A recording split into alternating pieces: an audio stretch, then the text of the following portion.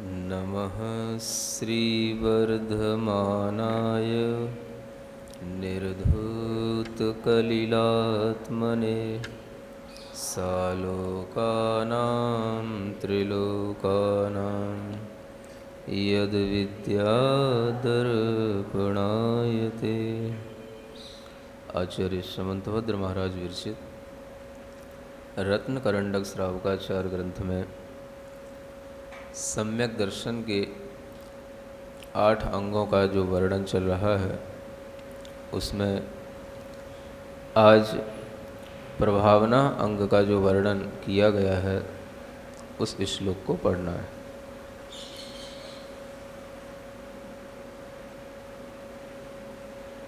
अज्ञानतिमरव्याप्ति मपाकृत्य यथा यथं जिन शासन माहात्म्य प्रकाशः स्यात् प्रभावना। पढ़ें। अज्ञानतिमरव्याप्ति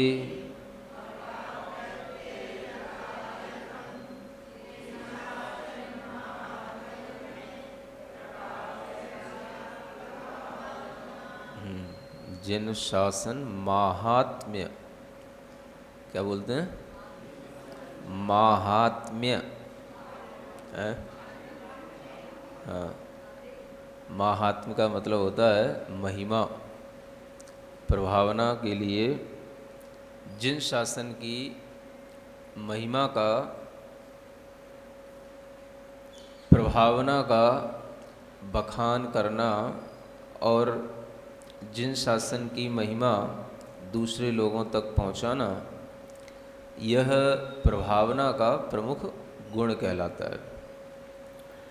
कहा जा रहा है कि अज्ञान तिमिर व्याप्ति अपाकृत्य, इस संसार में जो संसारी जीव हैं ये अज्ञान के अंधकार में पड़े हुए हैं। लोक में यह अज्ञान का अंधकार बहुतायत में फैला हुआ है और हर घट में, हर प्राणी में यह अज्ञान पड़ा हुआ है। उस अज्ञान को दूर करना, अज्ञान को दूर करके जिन शासन की महिमा का प्रकाशन करना, यह प्रभावना अंग कहलाता है। इसको बोलते हैं कि हम जो जिनेंद्र भगवान के वचन हैं, जिन सिद्धांत हैं और जो जिनेंद्र भगवान के द्वारा प्ररूपित धर्म है, उसे उन लोगों तक पहुंचाना जो उससे अपरिचित हैं, जिनको इस जिनेंद्र भगवान की जो प्ररूपणा है उसके बारे में कोई ज्ञान नहीं है और जो अनेक तरह के अज्ञानता के अंधकार में पड़े हुए अपना जीवन व्यतीत करते हैं, उनके पास तक इस तरह का ज्ञान पहुंचाने का नाम ही वास्तव में यह प्रभावना कही जाती है। अब यह प्रभावना बाहर भी होती है और भीतर भी होती है। जब ये प्रभावना बाहर की जाती है, दूसरे मनुष्यों के साथ की जाती है और दूसरे मनुष्यों तक इस प्रभावना का प्रकाशन पहुंचाया जाता है, तो ये कहलाती है व्यवहार प्रभावना। और जब हम केवल अपनी आत्मा के लिए सम्यक दर्शन, ज्ञान, चारित्र की उत्कृष्ट भावनाओं से अपनी आत्मा को प्रकाशित करते हैं, तो ये कहलाती है निश्चय प्रभावना। प्रत्येक अंग के भी 2 स्वरूप हैं, एक व्यवहार और एक निश्चय। व्यवहार में दूसरों का भला होता है, व्यवहार से दूसरों के लिए लाभ मिलता है और व्यवहार के अंगों का पालन करने से दूसरे लोग भी उसी तरह से अंग पालन करने का पाठ सीखते हैं। इसको बोलते हैं व्यवहार धर्म। इस व्यवहार से ही धर्म तीर्थ की प्रवृत्ति आगे चलती है। व्यवहार से ही धर्म आगे बढ़ता है और जो तीर्थंकरों के द्वारा बताया हुआ जो तीर्थ है वह आगे बढ़ता जाता है। ये व्यवहार धर्म का एक फल होता है। निश्चय से हमारी आत्मा में ही मुख्य रूप से कार्य घटित होता है। केवल अपनी आत्मा में ही सम्यक दर्शन ज्ञान चारित्र की वृद्धि करना और उससे अपनी ही आत्मा को रत्नत्रय के मार्ग में दृढ़ बनाना, यह निश्चय प्रभावना कहलाती है। कभी भी किसी भी प्रकार के कोई भी अज्ञान जनित चमत्कारों को देख कर के भी अपने अंतरंग में निश्चय के जो गुण हैं या निश्चय सम्यक दर्शन ज्ञान चारित्र की पालन की जो एक दृढ़ भावना है, उसमें कभी कमी न लाना, यह निश्चय प्रभावना कहलाता है। तो ये दोनों प्रकार के प्रभावना के अंग बताए गए हैं। जब इस तरह से प्रभावना होती है तो उस प्रभावना में श्रावक भी शामिल होता है और श्रवण भी उसमें लीन होते हैं, या यूं कहें उसमें स्थित होते हैं। प्रभावना के ये दोनों ही प्रकार के जो हमारे सामने स्तंभ हैं, श्रवण और श्रावक, ये दोनों ही जिन शासन की प्रभावना करने में अग्रणी होते हैं और दोनों के माध्यम से धर्म की प्रभावना की जाती है। धर्म की प्रभावना इस तरह से होनी चाहिए कि दूसरे लोग देख कर के ये सोचें कि हाँ देखो ये ऐसा करते हैं, ये कितना अच्छा करते हैं। अगर भगवान तीर्थंकरों ने अहिंसा धर्म को बताया है तो आपकी अहिंसा देख करके दूसरे लोगों के मन में भाव आए कि देखो श्रावक भी कितना अहिंसा धर्म का पालन करने वाला होता है, दया धर्म का पालन करने वाला होता है। यह एक आचरण की जो पद्धति है, तरह तरह के संयम नियम के माध्यम से, अपने आचरण के माध्यम से जो धर्म की प्रभावना की पद्धति है, यह पद्धति श्रावक भी अपनाता है और श्रावक के माध्यम से भी धर्म की प्रभावना होती है। श्रवण के माध्यम से तो होती ही है, लेकिन श्रावक ये ना समझे कि हमारे माध्यम से कुछ नहीं होता है। जब श्रावक अपने नियमों में, अपने आचरण में दृढ़ होता है और वह अपने संयम के साथ में जो कोड ऑफ कंडक्ट बना हुआ है जैनिज्म का, उसको लेकर के आगे बढ़ता है और किसी तरह का उसमें उसके लिए कोई प्रश्न नहीं उठता है, तो वही धर्म प्रभावना का कारण बन जाता है। आज के समय पर आपके बच्चे आपसे तरह तरह के प्रश्न तो करते हैं, लेकिन उन्हें भीतर से ये भाव होना चाहिए कि प्रश्न का उत्तर भी हमें मिल जाए, लेकिन हम ऐसा ना सोचें कि अगर हमें प्रश्न का उत्तर ना मिले तो हमें अपना ये आचरण की पद्धति छोड़ देना है। मान लो आपसे कहा जाए, आपके बच्चों से कहा जाए कि आप जैन हैं, तो आपको जैनत्व के अनुसार अपना आचरण बनाना चाहिए, और जो जैनत्व का आचरण होता है उसमें किसी भी तरह का मांस मदिरा का सेवन अच्छा नहीं माना जाता। ये जैनत्व का आचरण नहीं है। ये जैनत्व का एक अहिंसा की जो पद्धति है और जो ये आचरण का एक नियम है, ये अपने आप में यदि बना रहे तो इसी से ही जैनत्व की प्रभावना हो जाएगी। हमें हर चीज को सिद्ध करने की जरूरत नहीं पड़नी चाहिए। आज के बच्चे हर तरह की बात को पूछते हैं, प्रश्न करते हैं। शराब पिए तो क्यों नहीं पिए, क्यों नहीं पिए? आपने कहा पीने से नशा आता है, वो कहेंगे हम इतनी पिएंगे ही नहीं कि नशा आएगा। समझ आ रहा है? क्यों नहीं पिए? अब आप कहोगे कि नहीं थोड़ी भी पियोगे तो भी धर्म की बदनामी होगी। ये क्या धर्म की बदनामी हुई? आपने ऐसे क्राइटेरिया बनाई क्यों लिए, ऐसी बाउंड्री बनाई क्यों लिए कि जिसमें आपको रहने में तो सुविधा हो रही है लेकिन हमें रहने में असुविधा हो रही है, तो हम तो थोड़ा थोड़ा तो पिएंगे। आपको पता भी नहीं पड़ेगा, किसी को पता नहीं पड़ेगा। आप कहो कि मुंह में बदबू आती है, बदबू भी नहीं आएगी। आप कहो कि कहीं नाली में पड़े रहते, वो भी नहीं पड़े रहेंगे। शाम को पी लेंगे, सो जाएंगे, सुबह उठ जाएंगे। क्या समझ आ रहा है? क्या कहोगे? बच्चे हैं, सुनो सबकी बात। अब जब कॉन्वेंट स्कूल में पढ़ रहे हैं और सब बच्चों के साथ में रह रहे हैं और सारे के सारे बच्चे, उनके जितने भी फ्रेंड्स हैं, वो सब यही कर रहे हैं, तो वो भी उनसे पूछते भाई तुम क्यों नहीं कर रहे हो? समझ आ रहा है? तो उस समय पर यह पता पड़ता है कि हमने बच्चों में क्या संस्कार डाला है। सबसे पहली बात तो यही है कि अगर संस्कार होगा तो वो बच्चा तर्क ही नहीं करेगा। तर्क कर रहा है इसका मतलब है कि उसके अंदर संस्कार नहीं है। और तर्क वहां किया जाता है जहां पर हमारे लिए कुछ उससे लाभ होने वाला हो और हमें वो चीज प्राप्त करने से कोई गौरव महसूस हो रहा हो, उसके लिए तर्क करना तो उचित है। अब जो चीज गलत है वो चीज गलत ही है। सभ्यता में वो चीज नहीं आती है, हम उसको जबरदस्ती सभ्यता में बनाना चाहते हैं।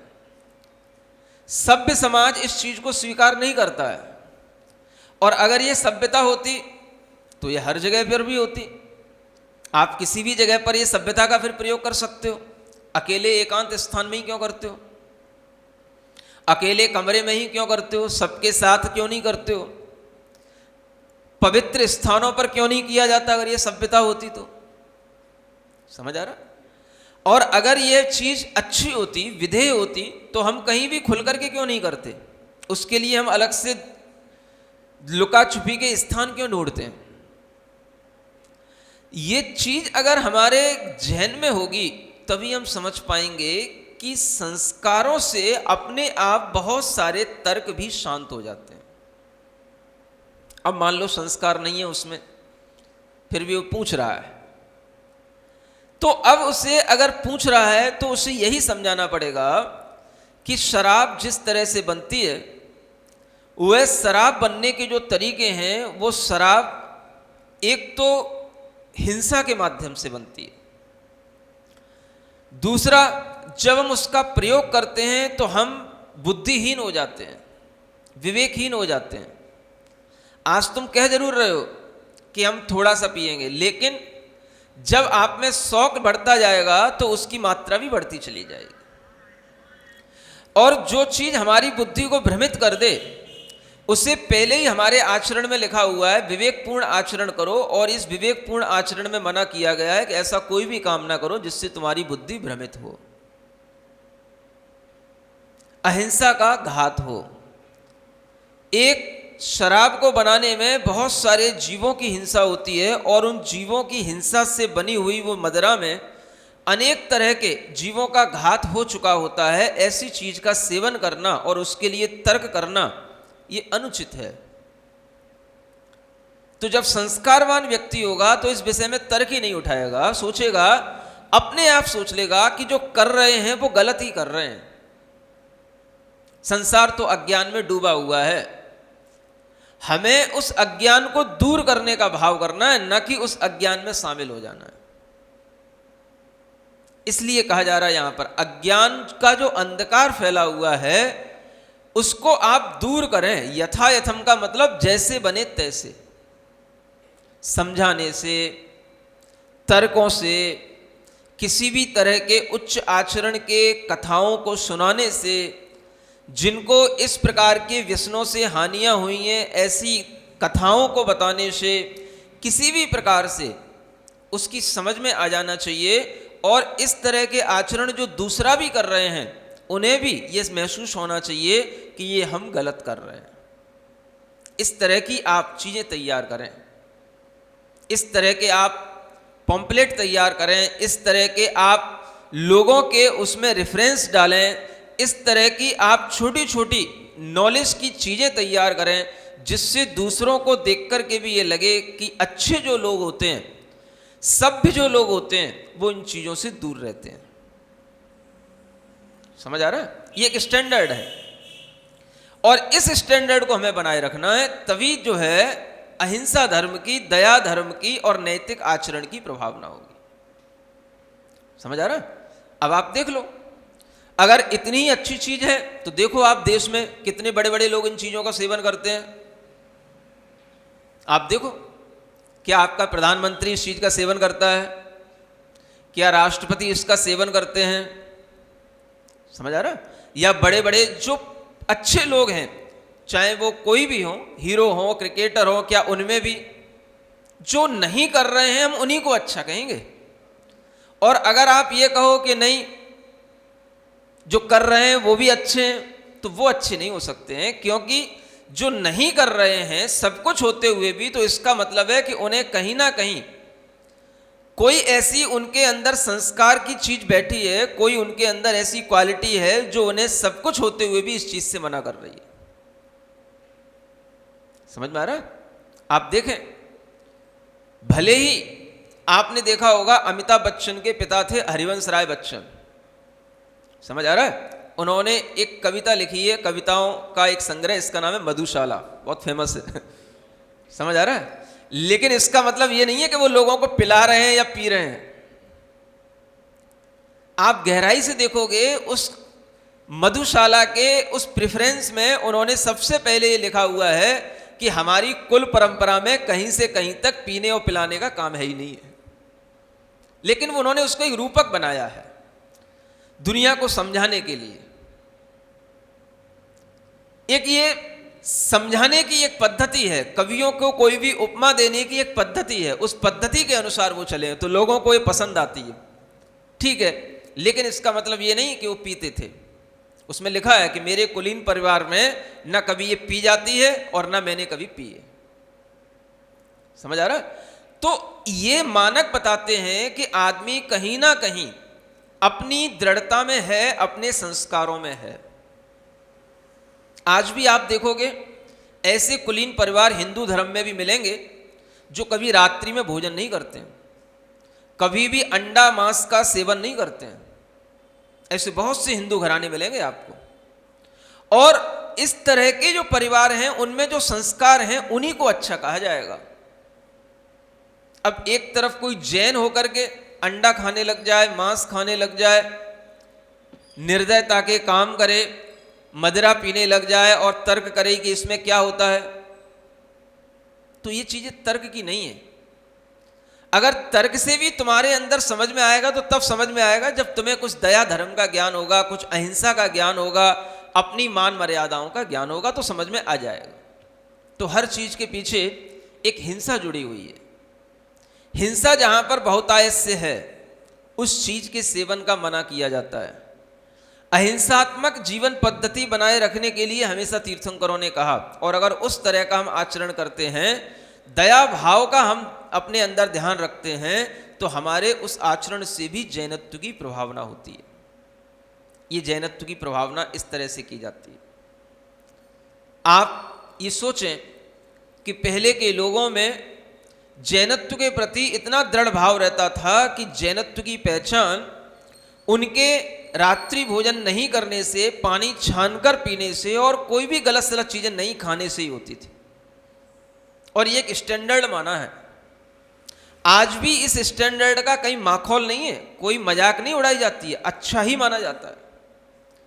दुनिया के हर देश में कोने कोने में जैनत्व के नाम पर अगर तुम्हें कहीं कोई रेस्टोरेंट में भी कोई जैन थाली मिलेगी तो वह भी अपने आप में बहुत क्रेडिट वाली चीज होगी कि भाई जैन आया है या किसी ने कहा है जैन थाली दे दो, माने वहां का व्यक्ति आपकी शक्ल देखेगा कि ये कोई स्पेशल व्यक्ति कहीं किसी देश से आया है, हो सकता है भारत का ही होगा और कहीं जैन नहीं होते।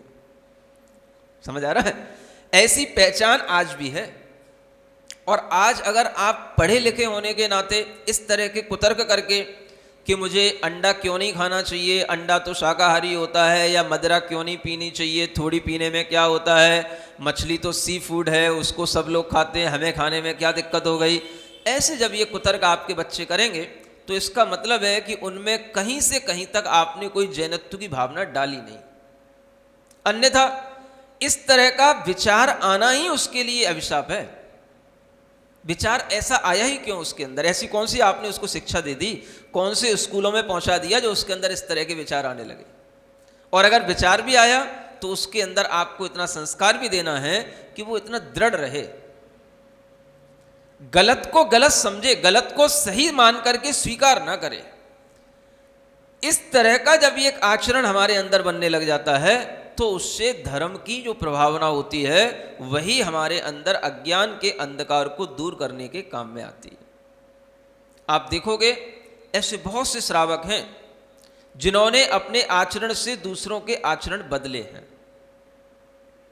आप चाहे कहीं पर घूमने जाते हैं, ट्रेनों में बैठते हैं, प्लेनों में घूमते हैं, कहीं पर भी आप जाते हैं, आपका आचरण ही वो चीज़ है जो दूसरे पर प्रभाव डालेगा। आपके सूट बूट ये सब, कोई टाई और ये सब, आपके मोबाइल, ये दूसरों पर प्रभाव नहीं डालेंगे, तो सबके पास में है। समझ आ रहा है? आपके आचरण में इतनी दृढ़ता होनी चाहिए कि चाहे आप किसी ट्रेन में किसी कंपार्टमेंट में बैठे हों, चाहे आप प्लेन में बैठे हों, आपके अंदर इतना होना चाहिए कि हमें, भले ही हम सैकड़ों लोगों के बीच में बैठे हैं, लेकिन हमें अपने आचरण में कोई कंप्रोमाइज नहीं करना है। सबको शौक होता है एरोप्लेन में घूमने का, सब जाते हैं, हवाई यात्राएं करते हैं, आप भी गए। समझ आ रहा है? मान लो उसी प्लेन में कोई ऐसी सोसाइटी बैठी हुई थी, अफसरों की, बड़े बड़े ऑफिसरों की सोसाइटी बैठी हुई थी, और उसमें जो है सब लोगों के लिए वो चीज़ें सर्व की जा रही थी। वाइन भी सर्व की जा रही थी, सब तरीके का नॉन वेज भी सर्व किया जा रहा था, सब हो रहा था। समझ आ रहा है? आप मान लो उस प्लेन में अकेले हो, आप क्या सोचोगे उस समय पर? आप क्या करोगे उस समय पर? आप आगे देखो, पीछे देखो, सब पी रहे हैं, सब खा रहे हैं, आप अकेले हो। आपसे कोई कह रहा है यहां पर यही मिलेगा, आप क्या करोगे उस समय पर? सोच लो। 50 लोग आपके सामने खा रहे हैं, पी रहे हैं, उन्हें कोई कुछ नहीं लग रहा, और हो सकता है कि 2-4 जैन भी आपके उधर उधर कहीं बैठे हो, वो भी खा पी रहे हो, लेकिन आप सोच रहे हो नहीं, मैंने तो महाराज के प्रवचन सुने थे, शराब पीना नहीं, नॉनवेज खाना नहीं है, और ये सब खा रहे हैं, सब पी रहे हैं। अब आप क्या सोचोगे? अगर आपको कोई 2-4 जैन भी उसमें मिल गए, देखने को मिल गए, और वो भी अगर कर रहे हैं, तो सोचोगे भैया आप जैन भी कर ही रहे हैं, तो हमें भी करने में क्या जा रहा है? वैसे तो मैं कहीं नहीं पीता, कभी नहीं पीता, लेकिन अब ऐसी जगह पर हूं तो यहां पर अगर पी भी लूंगा तो क्या फर्क पड़ेगा, कौन देख रहा है, क्या फर्क पड़ेगा? ये भाव आ जाएगा है? और अगर ये आ गया और आपसे वैसा हो गया तो क्या होगा? आपके आगे जैन लिखना भी आपके लिए एक अभिशाप सिद्ध होगा। माने आप अयोग्य हो जैनत्व का शब्द लिखने के लिए, लेकिन आप लिख रहे हो। समझ आ रहा? क्योंकि आप भीतर से गिर चुके हो, आपने जैनत्व के नाम पर कलंक लगा दिया। ये कोई मतलब नहीं, चाहे कोई हमारी प्रशंसा करे या न करे, हमें देखे या न देखे, लेकिन हमें अपना आचरण सुधार के रखना है। अगर आप उस समय पर अपनी दृढ़ता से एक ऐसे व्यक्ति हो जो सब पी रहे हो, सब खा रहे हो, और आप नहीं खाओ, नहीं पियो, तो आपसे बगल वाला पूछेगा, जो सर्व कर रहा है वो आपसे पूछेगा सब खा रहे हैं, आपको क्या हो रहा है? और उस समय यदि आप कह सको नहीं, मैं जैन हूं, ऐसी गंदी चीजें नहीं खाता, गंदी चीजें नहीं पीता, जिनको पीना है वो पिए, जिनको खाना है खाएं, ये मेरे आचरण में नहीं है, तो ये जो बात होगी वो उसको जिंदगी भर याद रहेगी जिसके आप ये बात बोलोगे। समझ आ रहा है? और यही वो चीज होगी जो इतने लोगों के बीच में आपका प्रभाव उसके ऊपर इतना पड़ेगा कि वो किसी भी कोने में कहीं पर भी हो, वो हमेशा याद रखेगा इस संस्मरण को, इस घटना को, जो आपकी अमिट छाप उसके दिल पर पड़ चुकी होगी कि हमें कभी ऐसे भी लोग मिलते हैं जो अच्छे आचरण में दृढ़ रहने वाले होते हैं, शायद उन्हीं का नाम जैन होता है। समझ में आ रहा है? ऐसा आचरण बनाना चाहिए, और यही प्रभावना कहलाती है। प्रभावना का मतलब आप अपने आचरण से दूसरे को प्रभावित कर सको, और दूसरे के अंदर भी वो भाव ला सको जो आपके अंदर भाव है। वो तभी संभव है जब आपकी अपनी दृढ़ता होगी। आप अगर थोड़ा सा सोचने लग गए, आज तो पढ़ा लिखा युग है, हम कहां पुरानी बातों में हैं, भाई इसका पढ़े लिखे से क्या संबंध है?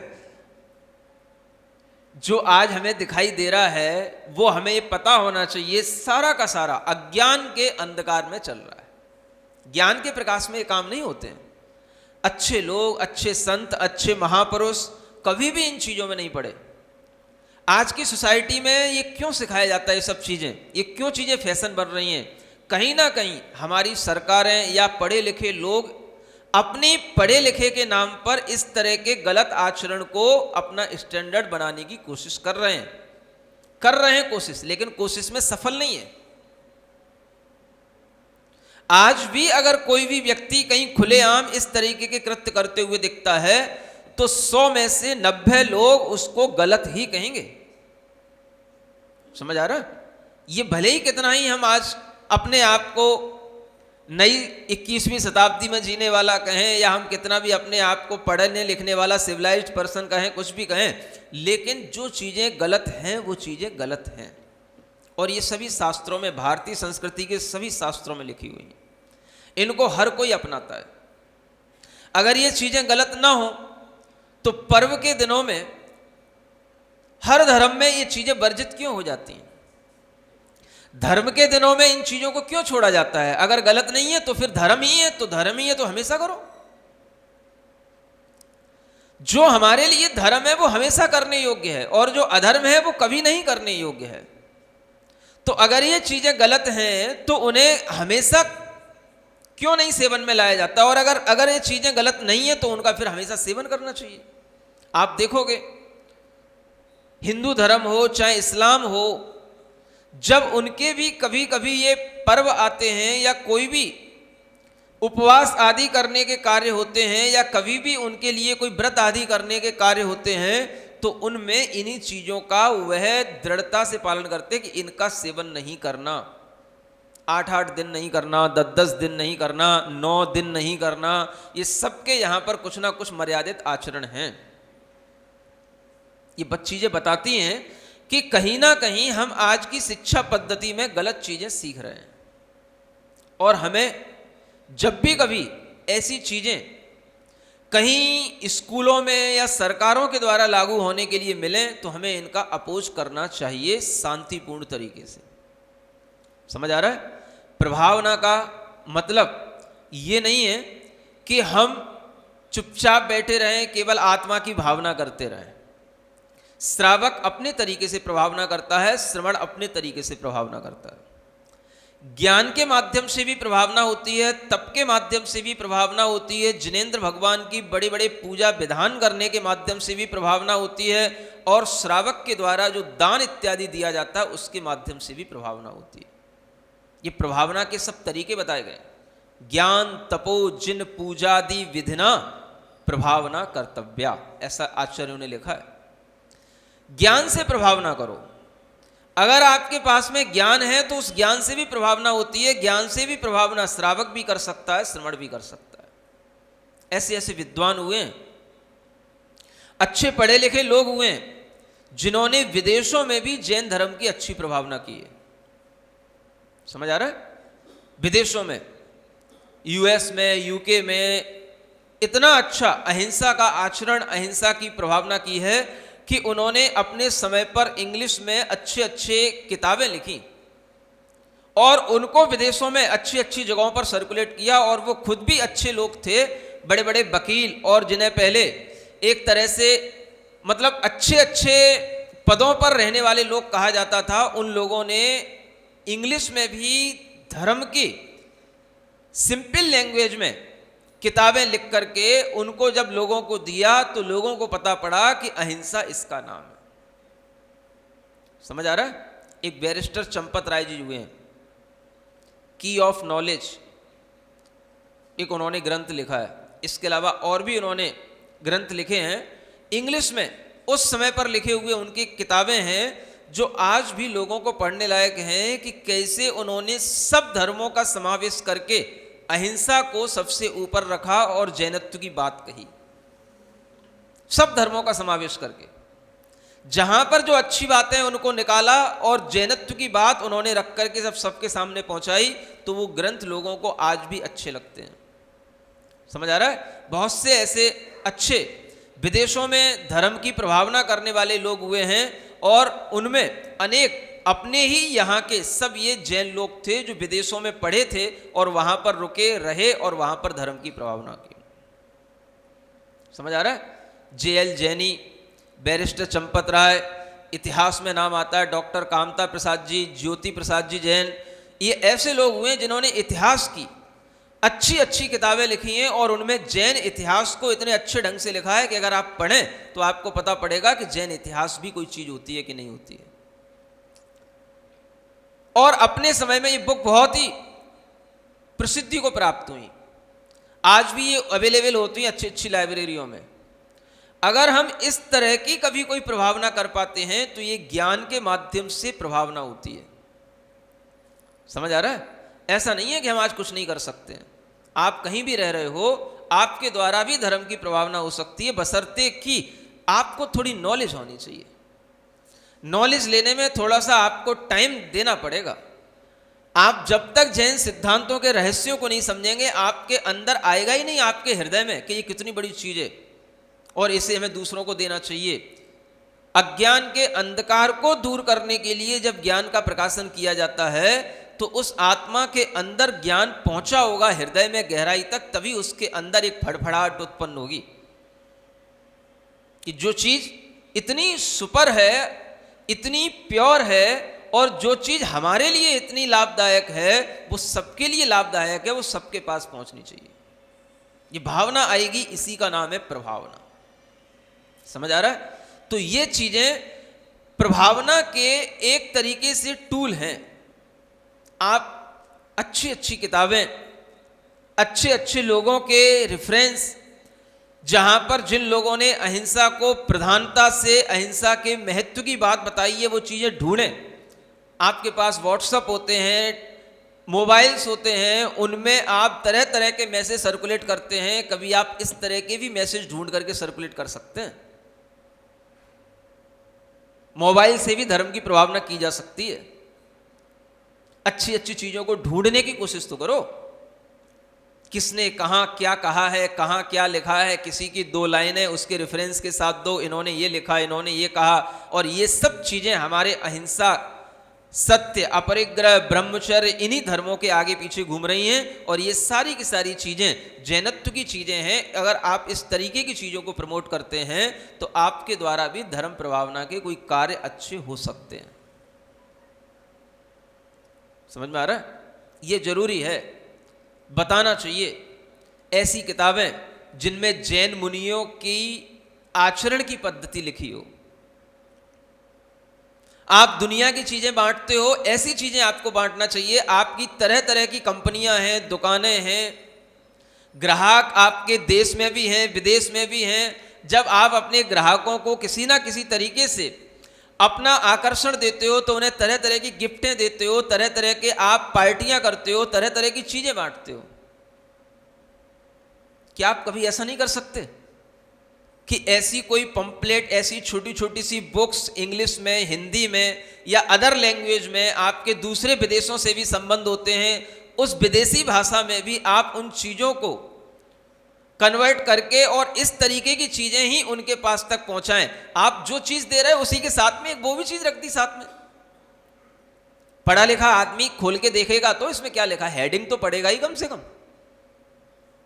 एक भी चीज अगर उसने पढ़ ली और उसके दिमाग में क्लिक कर गई, महात्मा गांधी ने यह कहा था अहिंसा के बारे में, अब्दुल कलाम आजाद इस तरीके से बोलते थे अनेकांत के बारे में, हजारी प्रसाद द्विवेदी ने ऐसा कहा था। कोई भी रेफरेंस अगर आप कहीं किसी का दोगे तो वो चीज आपके लिए इतनी ज्यादा प्रभावित होगी कि दूसरे के अंदर आपके द्वारा दिया हुआ ज्ञान पहुंच जाएगा। आप दुनिया की चीजें बांटते हो, तमाम तरह के लोग चीज़ें बनाते हैं, कोई थैला बनाता है, कोई झोला अम्ब्रेला बनाता है, समझ आ रहा है, लेकिन उस पर कभी अपनी चीज़ों का कोई भी कहीं से कहीं तक एक भाव होना चाहिए कि हमारा, चाहे भले ही वो जैन धर्म का लोगो ही हो, 3 लोग का नक्शा ही हो, वो भी चलो सर्कुलेट हो जाए, कहीं से कहीं तक पहुंचे। आपके अंदर एक भाव होना चाहिए कि धर्म की प्रभावना करना है मुझे, कोई भी चीज़ सही। कभी ना कभी तो कहीं ना कहीं कोई चीज आदमी देखेगा तो पूछेगा भाई ये क्या बना रहता है, क्या डिजाइन है। किसी इतिहासकार के हाथ में पहुंच गई, किसी साहित्यकार के हाथ में पहुंच गई तो वो उसको इतना ज्यादा उसको मतलब अपने व्याख्यान में ले सकता है कि मैंने एक चीज देखी थी, ऐसी आकृति बनी हुई थी, 3 लोग की आकृति। आज भी 3 लोग का सिद्धांत लोग जानते हैं।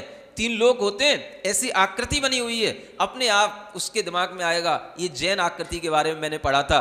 कहीं कोई बुक लिखेगा, कोई पढ़ा लिखा व्यक्ति तो अपना रेफरेंस देगा कि मैंने भी पढ़ा था कि जैन धर्म में तीन लोग इस आकृति का बताया जाता है। क्या नहीं है करने को आपके पास? कुछ नहीं है। आप परस्परोपग्रहो जीवा नाम जो तत्वार सूत्र का सूत्र है, इसी को आप लोगों तक पहुंचाओ। लोगों के अंदर यह भाव तो आए कि धर्म में भी परस्पर में एक दूसरे का उपकार करने की भावना बताई गई है। नहीं तो लोग ये समझते हैं जैन लोग तो स्वार्थी होते हैं, बस अपना धर्म करते हैं, दूसरों से कोई मतलब नहीं रखते। जब ये ऐसी एकांत धारणा बनती है तो इसमें भी कहीं ना कहीं आपकी अज्ञानता का ही काम होता है। समझ आ रहा है? ऐसी कितनी चीजें हैं। आप किसी भी चीज पर अरहम ध्यान योग का योग लोगो है, आप उस लोगों को भी इस तरीके से यूज कर सकते हो कि उस लोगों के माध्यम से भी धर्म की प्रभावना कर सकते हो। माने जैन धर्म में भी योग है, कैसे पता पड़ेगा? इस लोगों के माध्यम से पता पड़ेगा।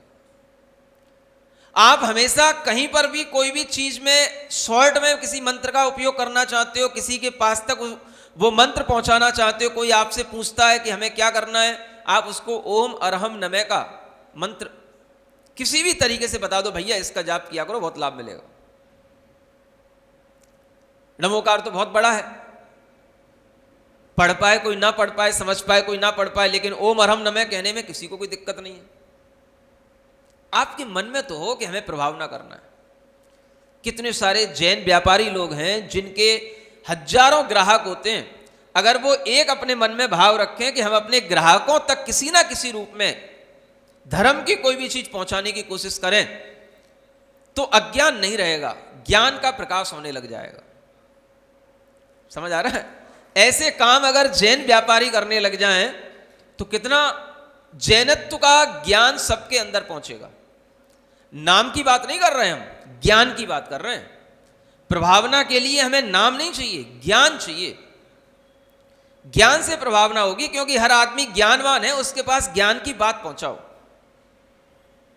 हम आलू नहीं खाते हैं तो क्यों नहीं खाते हैं, प्याज नहीं खाते हैं तो क्यों नहीं खाते हैं, मदरा नहीं पीते हैं तो क्यों नहीं पीते हैं, मांस नहीं खाते हैं तो क्यों नहीं खाते हैं, रात में भोजन नहीं करते हैं तो क्यों नहीं करते हैं। आप उसके पास में ज्ञान पहुंचाओ। जितना आप ज्ञान पहुंचाओगे उतना ही दूसरे के ऊपर उस ज्ञान का प्रभाव पड़ेगा, वही धर्म प्रभावना का कारण बनेगा। आप तो सोच के बैठे हो हमसे तो कुछ होना जाना है ही नहीं। क्या नहीं होना जाना है? समझ आ रहा है? जब दुकान खोलनी होती है तो दुकान का नाम पूछने के लिए महाराज के पास आ जाते हो, है ना? तो दुकान का नाम तो लिखवा देते हो, अरियंत गारमेंट्स के अरियंत हलवाई खाना कि सिद्ध हलवाई खाना।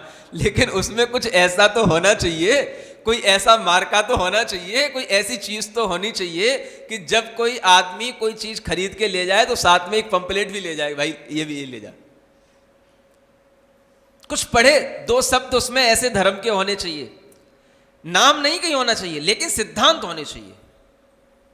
भगवान महावीर स्वामी के सिद्धांत होने चाहिए, और दूसरों के द्वारा उन सिद्धांतों की जो गवेषणा की गई है, जो उन सिद्धांतों के बारे में बताया गया है, वो रेफरेंस होने चाहिए। कॉमन व्यक्तियों के भी रेफरेंस होंगे तो भी चलेगा, क्योंकि उसके अंदर ये भाव आएगा कि जब ये लोग भी इस तरह से धर्म इन चीजों को मानते हैं, इन सिद्धांतों को मानते हैं, तो हमें भी मानना चाहिए। आप इसकी चिंता मत करो कि कौन किस कास्ट का है। सबके पास में बुद्धि भी है और सबके पास में हृदय भी है। हर आदमी बुद्धि और हृदय से काम लेता है, समझता है, जानता है सही चीज अच्छी होती है। अगर हम उसको बार बार भी कहते हैं तो कभी ना कभी उसके ऊपर फर्क पड़ता है कि ये हर बात को एक बार कहते हैं, बार बार कहते हैं एक बात को, तो उनके ऊपर फर्क पड़ता है कि भाई कहीं ना कहीं इसमें कोई अच्छाई है, तभी ये बार बार बात कही जा रही है। तो इस तरह के कार्य हम ढूंढें कि हम धर्म की बात, ज्ञान की बात कैसे दूसरों तक पहुंचा पाएं। समझ में आ रहा है? आपके जो भी क्लाइंट्स हैं कंपनी में, जो भी आपके ग्राहक हैं आपकी दुकानों में, जो भी आपके व्यापारिक संबंध हैं देश के किन्हीं भी कोनों में, विदेशों में, आप उन तक अपनी कोई ना कोई ज्ञान की चीज पहुंचाने की आप एक चेष्टा करो। मन में विचार करो, आपको कोई ना कोई आइडिया आएगा। समझ आ रहा है? जितना मैंने बता दिया उसके ही अराउंड में आप कोई ना कोई काम करने की सोचेंगे तो आपको और अच्छे आइडिया आएंगे, फिर आप हमको भी बताएंगे कि हमने ऐसा किया महाराज, हम दूसरों को बता देंगे, वो भी वैसा करने लगेंगे। समझ आ रहा है? तो ये करने का एक भाव होना चाहिए। और अगर आप सोचो कितनी बड़ी जैन समाज है और उनके कितने ग्राहक होते हैं, कितने लोगों उनके संपर्क में रहते हैं। ये जैन कम्युनिटी में एक ऐसी चीज है कि उनके संपर्क में बहुत सारे लोग होते हैं, भले ही जैन समाज छोटी है लेकिन उनके संबंध बहुत बड़े बड़े लोगों से बहुत दूर दूर तक है। ये हमेशा ध्यान रखना। समझ आ रहा है? सब ऊपर से नीचे तक सबके साथ में उनके संबंध रहते हैं।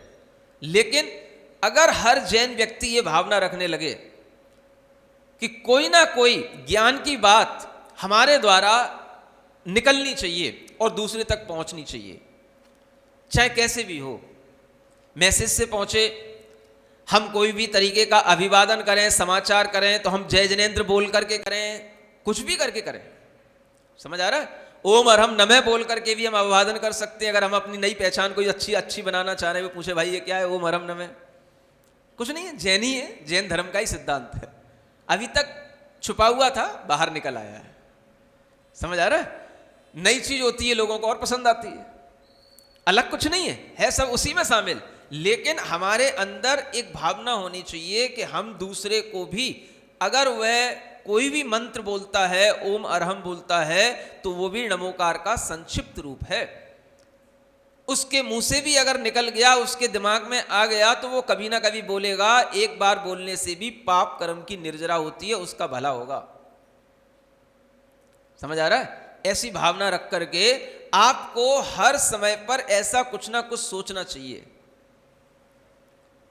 कि अपने मोबाइलों में जो वीडियो पड़े हुए हैं, जो उसमें हम फोटो खींचते हैं, उनमें जो हमारे अंदर कोई भी चीजें हम अपने स्टेटस पे लगाते हैं, उनमें इन कोई ना कोई भी जैन धर्म के सिद्धांतों का उसमें प्रचार होना चाहिए। कुछ तो करोगे। इतना कहने के बाद क्या समझ आ रहा है? मन में जब इस तरीके की भावना आएगी, तभी जो है ये जिन शासन महात्म्य, जिन शासन की महिमा आपके अंदर आएगी और आप उस महिमा को दूसरों तक भी पहुंचा पाएंगे। तो जरूरी यही चीज है। महिमा तो तभी तक बढ़ेगी जब वो दूसरों तक पहुंचेगी, आप तक रहेगी तो नहीं बढ़ेगी। समझ आ रहा है? कोई भी चीज है, जब आपको अच्छी लग रही है, वो सिद्धांत आपको अच्छे लग रहे हैं, तो आप दूसरों तक पहुंचाएं। अब पहले तो यहां तक धर्म की प्रभावना होती थी। ऐसा भी होता था कि जो दूसरे लोग होते थे, जिनके अंदर इस तरह के एकांत आग्रह होते थे या अन्य कोई भी कदाग्रह होते थे, तो उनको अनेकांत धर्म के माध्यम से उनके उन कदाग्रहों को दूर किया जाता था। समझ आ रहा है? पहले वाद होते थे, विवाद होते थे, वादी और परवादी हुआ करते थे, तो उसके माध्यम से भी बहुत बड़ी बड़ी प्रभावनाएं हुई हैं। उसके माध्यम से भी जैन सिद्धांतों की, अनेकांत धर्म की प्रभावना बड़े बड़े आचार्यों ने भी की है और बड़े बड़े गृहस्थों ने भी अपनी विद्वत्ता हासिल करके की है। समझ आ रहा है? ऐसा भी जैसे आजकल कॉन्फ्रेंस होती हैं, पहले वाद विवाद हुआ करते थे, हेतु से, न्याय से, तर्क के माध्यम से अपनी चीज को सिद्ध करना, और उसकी एक बार सिद्धि अगर किसी भी सभा में हो जाती थी तो वही चीज जो है मान्य हो जाती थी। आचार्य अकलंक देव ने, आचार्य समंतभद्र महाराज ने अपने समय पर बौद्धों से सबसे ज्यादा विवाद किए हैं, बौद्धों से सबसे ज्यादा वाद विवाद हुए हैं। समझ आ रहा है? और उसी की देन है कि आज भी जो हमारे सामने जैन सिद्धांत, जैन न्याय जो हमारे सामने आज दिखते हैं, और हर आत्मा के अंदर जो जैनत्व का आज एक बहुत बड़ा भाव दिखता है, ये उसी जीत की देन है जो जीत आचार्य अकलंक देव, आचार्य समंतभद्र जैसे महाराजों ने अपने समय पर की थी। समझ आ रहा है? तभी गौरव के साथ में कोई भी पढ़ा लिखा व्यक्ति सिर उठा करके कह पाता है और अपने आप को प्राउड महसूस करता है कि मैं जैन हूं। समझ आ रहा है? अगर हम इस तरह की संस्कारों की भावनाएं अपने में डाल पाए, अपने बच्चों में डाल पाए, तो ही हमारा ये जीवन सार्थक होगा। ज्ञान के द्वारा भी धर्म की प्रभावना होती है, और सबसे अच्छी प्रभावना आज के समय पर यदि हो सकती तो ज्ञान के द्वारा ही हो सकती है। समझ आ रहा है? हर किसी को ज्ञान की बातें ही पसंद हैं। आप ढूंढो वो ज्ञान की बातें कहां कहां मिलेगी, हर जगह बिखरी पड़ी है। बस आपको केवल चयन करने की जरूरत है कि हाँ, ये ज्ञान की बात हमें मिली है, इसे हम अपने ग्रुप में जितने भी लोग जुड़े हुए हैं उन तक पहुंचाते हैं। अगर हर व्यक्ति इस तरह से ज्ञान की प्रभावना करे, अज्ञान को दूर करने की बात करे, तो अपने आप जिन शासन की प्रभावना होती चली जाएगी।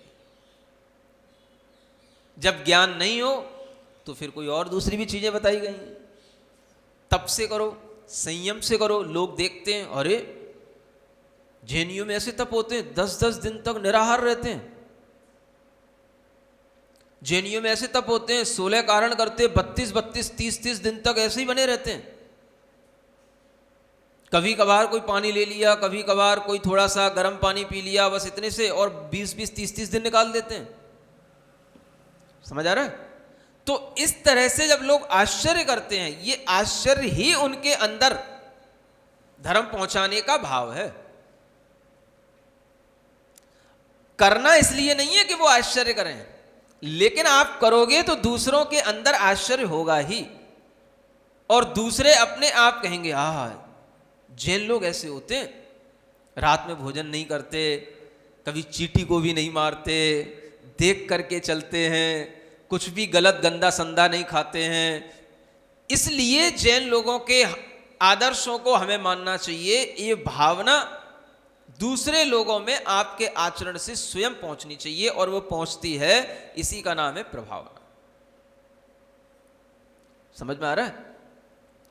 जब ये कोरोना चल रहा था, एक किसी चैनल पर, कौन सी NDTV है, कौन सी चैनल पर एक न्यूज भी आई थी इस बात के लिए कि जो जैनों की आचरण पद्धति है, आज आप उसे अपनाएं। समझ आ रहा है? उसे अपनाएं, उसी से आपकी इम्यूनिटी बढ़ेगी। किसी ने गलत मैसेज भी सर्कुलेट किए थे, जैनों के अंदर इम्यूनिटी बहुत कम दिख रही है, इसलिए जैन लोगों को ज्यादा कोरोना हो रहा है, ज्यादा मर रहे हैं। ये सब गलत अफवाहें, गलत बातें, गलत मैसेज हैं। समझ आ रहा है? शाकाहारी लोगों में मांसाहारी लोगों से ज्यादा इम्यूनिटी होती है, और जो होती है वो सॉलिड होती है। बाकी लोगों में जो रहती है वो थोड़े समय के लिए रहती है, लेकिन लंबे समय तक, अगर आप कहीं किसी ऑपरेशन थिएटर में पहुंच गए, ICU में पहुंच गए, वहां पर भी अगर आपको कुछ खाने को ना मिले तो भी आप 4 दिनों तक, 6 दिनों तक जीवित रह पाएंगे, तभी जब आपके अंदर ये इम्यूनिटी भीतर तक पड़ी होगी। और वो मांसाहार से नहीं आती है, वो शाकाहार से ही आती है। समझ आ रहा है? शाकाहार से ही वो चीजें आती हैं हमारे अंदर, जो जब हमें कोई भोजन ना भी मिले तो भी हम कई दिनों तक उसके अभाव में भी जी पाते हैं, और आत्मविश्वास के साथ जी पाते हैं। ये पद्धति जो हमें उपवास की भी है, व्रतों की भी है, यह भी हमारी सब आत्मशक्ति को बढ़ाने की पद्धति है, कमजोर बनाने की पद्धति नहीं है। जैन लोग ये नहीं खाते, वो नहीं खाते, इसलिए कमजोर हो रहे हैं, ये हो रहा है, वो हो रहा है, ये गलत अफवाहें हैं। किसी एक ने डाल दिया और थोड़ा सा उसने परसेंटेज वगैरह लिख करके डाल दिया, तो ऐसा लगता है कि जैसे कि बिल्कुल इन्वेस्टिगेशन हो ही गया है। जैसे कोई सर्वे करने आया, कोई तुम्हारे पास, कोई तुमसे पूछने आया कि तुमने जो है क्या खाया था, क्या किया था। ये सर्वे हो कैसे गया कि दुनिया में 3% लोग मर रहे हैं और 3% में 2% जैनी है, और ये हो रहा है, वो हो रहा है। समझ आ रहा है? ये सब गलत तरीके हैं। ऐसे मैसेजों को आपको फॉरवर्ड ही नहीं करना चाहिए था, लेकिन आपने सब किया। समझ आ रहा है? माने आपने धर्म की हानि की। आपको तो वो टीवी के जो अदर लोग बोल रहे हैं वो मैसेज सर्कुलेट करने चाहिए थे कि देखो, आज भी लोग जैन आचरण पद्धति की प्रभावना की बात कर रहे हैं कि अगर आप इस तरह के आचरण रखोगे तो ही आप सुरक्षित रह पाओगे। लोग सोचते हैं हम खूब खाएंगे, बार बार खाएंगे तो हमारी इम्यूनिटी बहुत बढ़ जाएगी। आप किसी अच्छे फिजिशियन से, डॉक्टर से पूछ लेना, डाइटिशियन से पूछ लेना, ज्यादा खाने से इम्यूनिटी कम होती है। समझ आ रहा है? जितना आप खाओ वो सॉलिड खाओ और कम बार खाओ।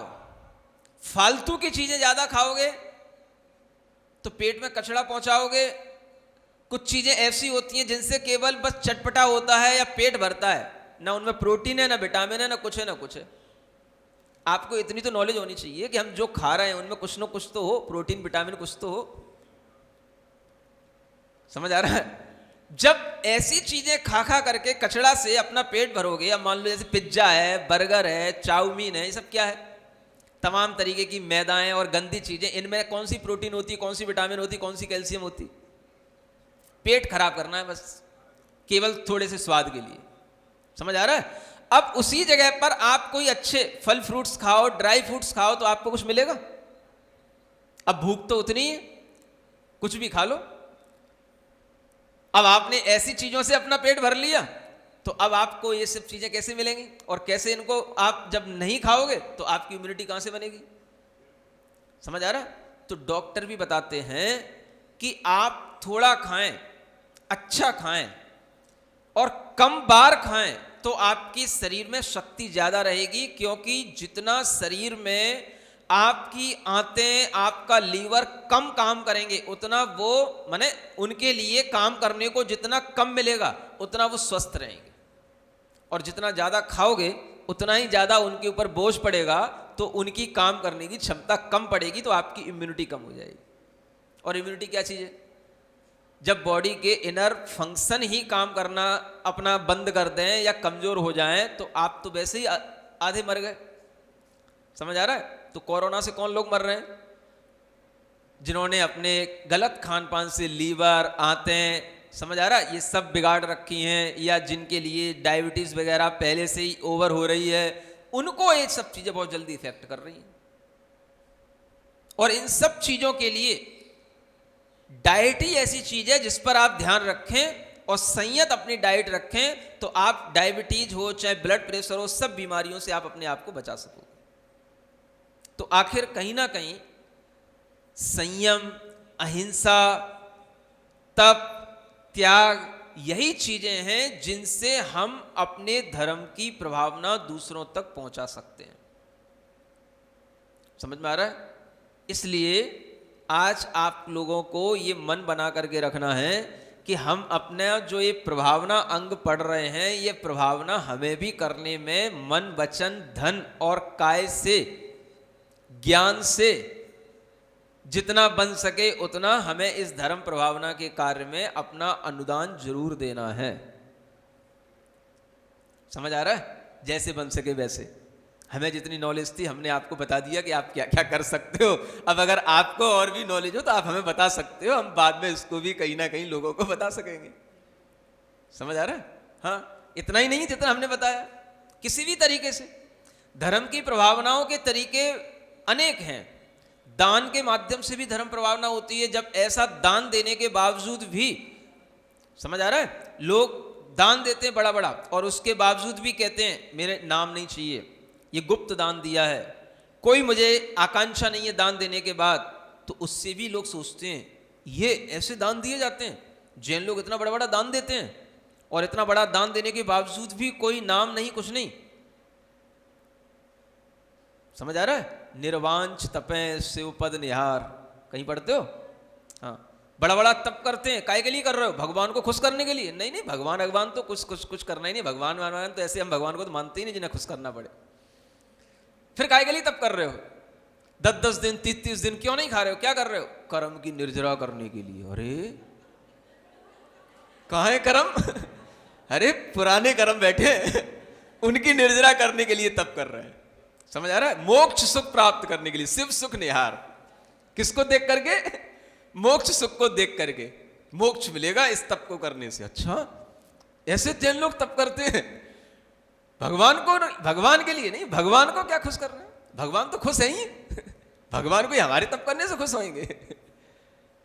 समझ आ रहा है? ऐसा जब दूसरों के पास तक कोई चीज पहुंचती है तो वो भी प्रभावना में कारण बन जाती है, जब दूसरे लोग इस तरीके का आश्चर्य करते हैं। जैन लोग व्रत करते हैं, कुछ नहीं खाते। अरे कुछ तो खाते होंगे, एक बार खाते होंगे, एक बार पीते होंगे, नहीं नहीं, कुछ भी नहीं खा करके व्रत किया जाता, बिल्कुल निराहार। हाँ बिल्कुल निराहार, पानी भी नहीं, हाँ पानी भी नहीं। ये बहुत बड़ा अजूबा है दूसरे लोगों के लिए। अन्य समाजों में भी व्रत होते हैं, लेकिन वो कुछ ना कुछ खा लेते हैं, समझ आ रहा हो, खूब खा लेते हैं, हाँ, लेकिन फिर भी उनको भूख लगती रहती है।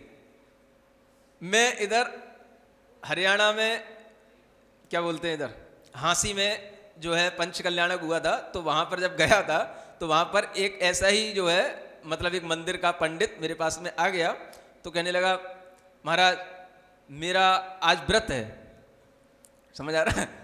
तो पूछने लगा कि महाराज आप क्या भोजन लेते हैं, आप क्या खाते हैं, समझ आ रहा है। तो मैंने जब उसको बता दिया, श्रावक भी बैठे थे वही बताते रहे, तो कहने लगा बस आप एक ही बार खाते हैं, मैं तो व्रत में भी 3 बार खा लेता हूं, अभी एक बार खा के आया हूं, फिर भी मुझे भूख लग रही है, और आप हमेशा एक बार खाते हैं। उससे इतना आश्चर्य लगा इस बात को कि वो मतलब कई बार इस बात को पूछता रह गया कि आप हमेशा एक बार खाते हैं, गर्मी में भी जब आप चलते हैं, विहार करते हैं, तब भी उसके बावजूद भी एक ही बार खाते हैं, चाहे जाड़े हो चाहे कितनी ठंड हो, एक ही बार खाते हैं। अरे मैं तो व्रत में भी 3 बार खा लेता हूं, और एक बार अभी खा के आया हूं, अभी फिर भूख लग रही है और फिर खाऊंगा जाकर, समझ आ रहा है। तो लोगों के लिए ये भी बड़े आश्चर्य की बात लगती है। एक बार भी सब खाया है, मखाना खाया है, जाने काका उनके यहाँ बनता है चिरौंजी और वो सब जो पंजीरी सब खाया है, लेकिन आज रोटी नहीं खाई तो भी ऐसा लगता है कि कुछ खाया ही नहीं, समझ आ रहा है। तो जब इस तरह के भी व्रत लोग सुनते हैं कि ऐसे भी व्रत होते हैं, तो लोगों के लिए आश्चर्य लगता है, ये भी प्रभावना में कारण है, समझो। इसलिए आप लोग जो आचरण कर रहे हो बहुत अच्छे आचरण हैं, उनको बिगाड़ो नहीं, समझ आ रहा है। वो आचरण करने के लिए कोई कोरोना ने आपको परेशान करने वाला नहीं है। आप घर में भी बैठ करके आज भी जो है 10 लक्षण धर्म आराम से कर सकते हो, कोई दिक्कत नहीं है। व्रत, उपवास, संयम और किसी भी तरीके का धर्म, सब कुछ हम अपने भावों से ही करते हैं। भगवान के दर्शन एक बार कर लिए, थोड़ा सा पूजा कर लिया, उतना पर्याप्त है। आप अपना व्रत करो, कोई मना करने वाला नहीं है, समझ आ रहा है। डर करके रहोगे तो कुछ भी नहीं होएगा, है ना। और ये सोच करके कि भाई मुझे अपनी इम्यूनिटी बनाए रखना है और इस बार हमें व्रत नहीं करना है, कहीं कोरोना का अटैक ना हो जाए, इतना भी नहीं डरना है, समझ आ रहा है। जिनको मरना है उनको मरना है, जिनको जीना है उनको जीना है, और जैसे जो जी रहे हैं वो वैसे ही जिएंगे। और जिनको नहीं जीना है तो वो छोटी सी बात पे भी उनको मरना है, जिनको मरना है वो तो मरना है ही है, समझ आ रहा है। बिना व्रत के भी मरेंगे, खा पी करके भी मरेंगे, तो तुम व्रत करके क्यों ना मरो, समझ आ रहा है। हाँ, और जब इतना ही मरने में तुम्हें उत्साह है तो व्रत करने वालों की कभी ऐसी मृत्यु नहीं होती है। आप व्रत करके भी अपने अंदर की क्षमता को बढ़ाए रह सकते हैं, इसलिए दुनिया की बातों में आने की जरूरत नहीं है। अपनी क्षमता देखो, अपनी क्षमता के अनुसार व्रत नियम संयम का पालन करो। बोलो महावीर भगवान की।